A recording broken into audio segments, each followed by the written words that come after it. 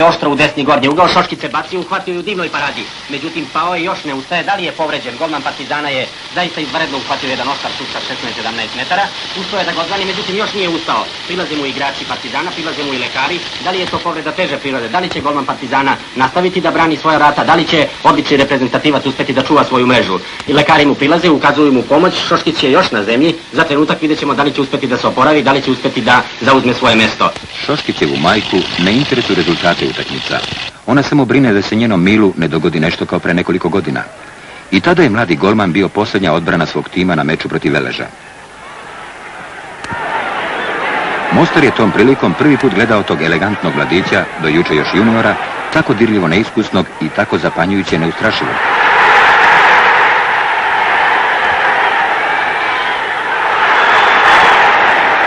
Ali neiskustvo i neustrašivost rđavi su partneri. U jednom sudaru Šoškiću su oštri kramponi protivnika rastrgli tetive oko kolena. On je ipak izdržao utakmicu do kraja.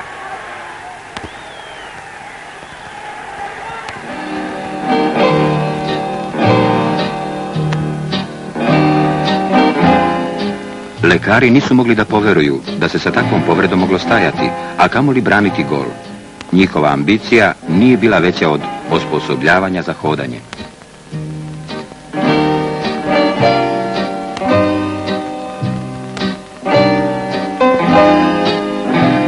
Prva misao bila je da li je operacija uspjela, da li je to kraj njegovog igranja, da li će ikada više stati među golmanske kapije koje život znače.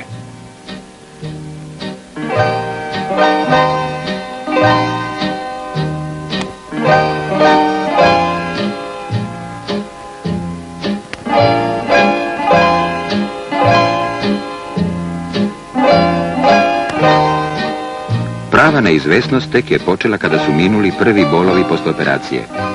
U gipsu 2 mjeseca trajao je put od štaka do štapa.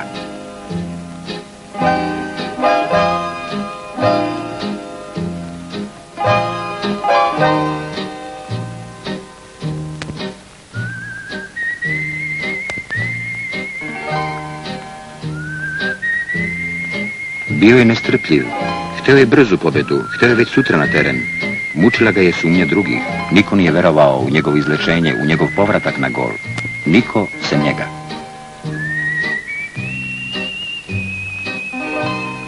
Proveo je mjesec dana na moru.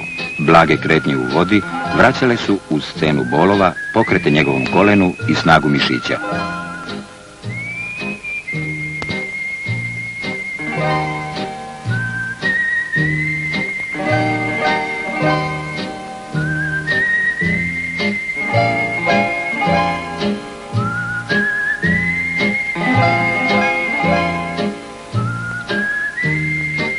U Beogradu vratio se vodi, Savi.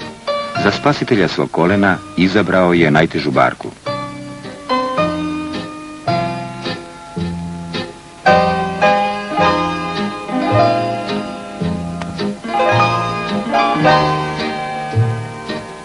Veslao je između nade i sumnje. Naslućivao je da ovom barkom plovi u izlečenje, u povratak na fudbalski teren.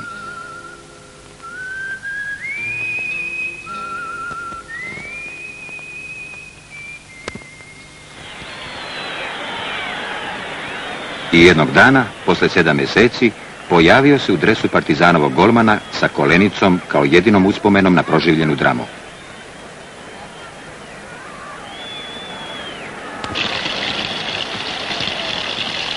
Evo ga, ustaje, Šoškić se izgleda oporavio, razgibava se, stao je na svoja vrata, sprema se da degažira. Uzeo je zalet, bacio je loptu prema desnoj strani, tamo je primio Čebinac i sada navala Partizana ide preko desne strane. Na stadionu u Beogradu igra se već 20. minut odlučujućeg meča.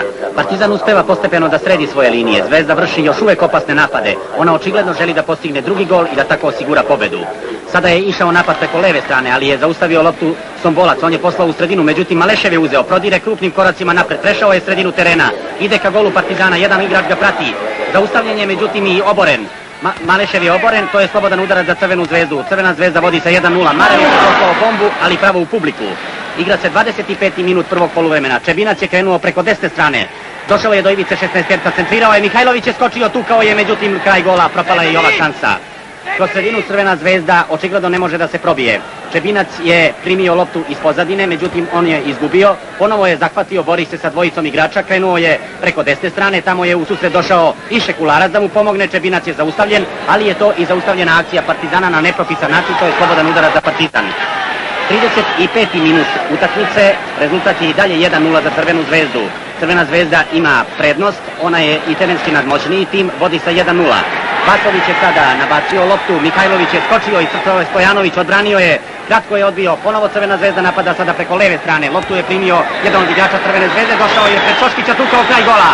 Bila je to opasna šansa pred golom Partizana, međutim Šoškić nije ni pokušao da brani, lopta je otišla kraj gola. Šoškić je odmah degažirao loptu prema svojoj desnoj strani, tamo se našao Vladica Popović, izbacio je loptu u polje, primio je jedan od igrača Crvene zvezde koji je bio ometen od Laze Radovića, on je loptu izgubio, napad je otišao sada na drugu stranu. Galić je primio loptu, poslao je u sredinu do Vasovića, levi half Partizana koji igra ofanzivno, krenuo je malo napred, poslao je prema levoj strani, Mihajlović je napravio čitavu gužvu, ali je tukao kraj gola. Bobek je ustao, pokazuje nešto svojim igračima, međutim napad Partizana sada ide preko sredine terena, loptu je primio Galić, ulazi u sredinu, dobio je loptu na ivici kaznenog prostora, pokušava da tuče, blokiranje, otišla je lopta na desnu stranu, šut kraj gola. Napad Crvene zvezde ide preko leve strane, Šekularac je primio loptu, oduzeo mu je Vasović, ponovo je vratio do Galića. To je 42. minut, Crvena zvezda vodi i dalje sa 1:0. Galić je dao loptu kratko do Vasovića, Vasović je odmah dao napred do Mihajlovića. Mihajlović se spustio sa loptom, došao je do gola, to je opasna situacija, Stojanović istrčao, gol nije za malo izjednačenje, bila je to idealna šansa za Partizan, međutim golman Crvene zvezde je uspešno intervenisao.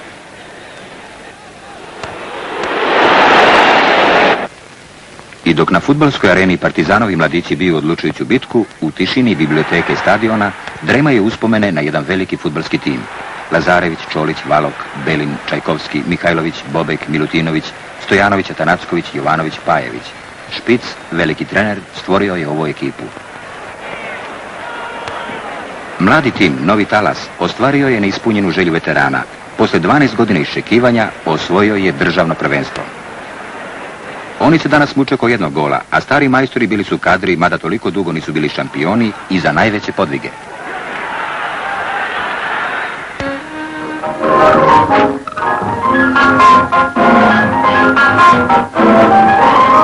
Igrači Crvene zvezde i Partizana sastali su se na dan Republike u 6. finalu kupa da odluče kome će pripasti pekar maršala Tita. Preko 50.000 gledalaca očekivali uglavnom izjednačenu i ravnopravnu borbu starih rivala. Ali se dogodilo ono čemu se niko nije nadao. Crvena zvezda doživjela je pravu katastrofu i to sasvim zasluženo. Njen tim prikazuje toga dana veoma nekorisnu foru i jedno od najlošijih igara do sada. Tim Partizana igrao izvanredno. U njegovom timu nije bilo nijednog slabog mjesta.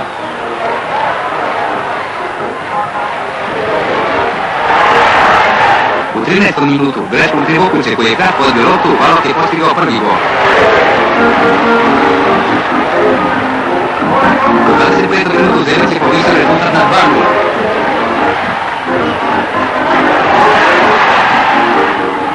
U 35. minutu Strelac je bio opet Valok.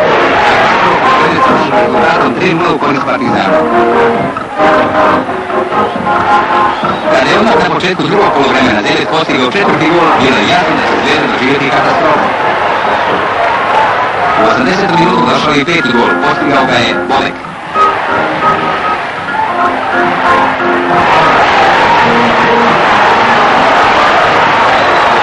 Samo 4 minuta kasnije Veselinović je 11.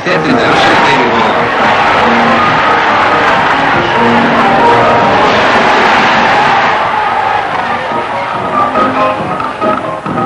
Po završetku utakmice general major Đuro Lončarić čestitao je pobjedničkom timu zasluženi uspjeh i u ime maršala Tita predao pekar kapitenu Partizana Bobeku.